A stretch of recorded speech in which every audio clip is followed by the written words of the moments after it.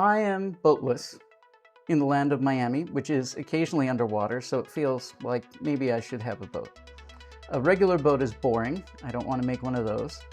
I do want to make something interesting, and I was thinking even of a boat that was made entirely of Home Depot buckets. But people have made stuff like that, unfortunately.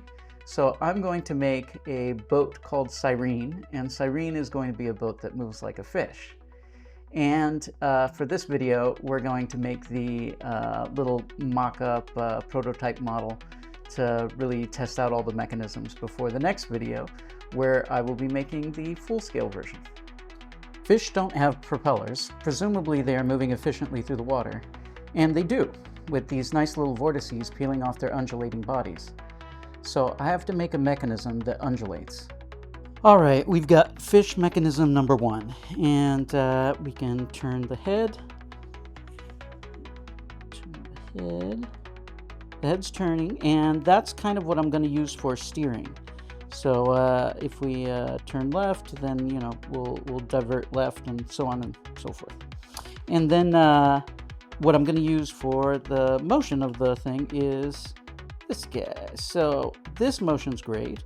But then it's kind of gross, like the way I've made the tail ends up like super deforming in comparison, and it doesn't look very good. So I think we need to go back to some mechanism design for these joints.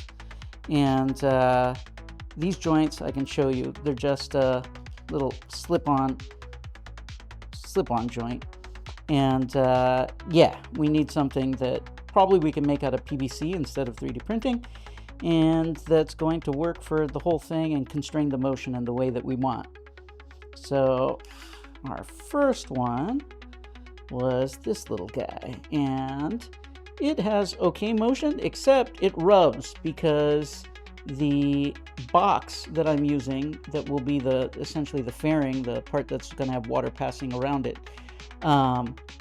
those guys collide with each other when they are set at the middle of the point of rotation. So if we offset it, then we get enough clearance that we can move our little rotation spine joint appropriately. And that even works with these a narrower box as well. So I think I'm going to go with something like that. And now that we have a mechanism that's going to work for rotation, we just have to scale it up to the whole body of the fish boat. So whole body of Cyrene. We're going to be going with a design something like this, where I'll be sitting here, and then we'll have our steering, and then multiple joints, and then the tail will also be a joint that happens around here. But of course it's gonna be mechanisms like this instead of those other circular mechanisms we were using. So yeah, so we'll just whip that up in CAD and see how it turns out. Here is our model for Cyrene. We have our multiple joints. These two joints are going to be our driven joints, and these are actually going to be let free, so they'll be able to swing with the drag of the vehicle. Here she is, Cyrene. Head moves. Nice, and there'll be flaps here that, like for these gaps, we're going to put little flaps across. So that'll reduce some of the drag there. And then the tail. Tail moves very well. I love that articulation. Very satisfying.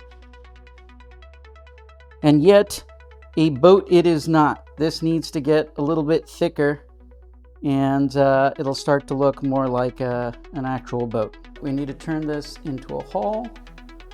It has to have a bottom and these little loops here so that we can actually put our driving cables.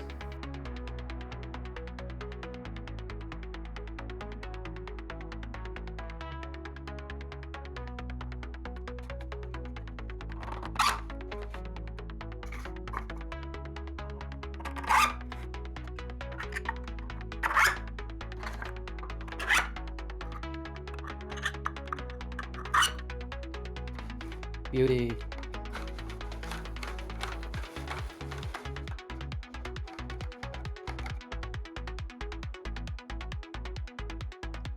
I caught it myself. Whoop, whoop, whoop. And voila, oh, it's moving by itself. Please subscribe because the next video is going to be the full scale version. And thank you to my patrons. Thank you to Anita Andre, Sahaj Singh, Kevon Wolfshield, George Hampton, Ian Johnson, and Matt Perez. And as always, be easy on yourself, everyone.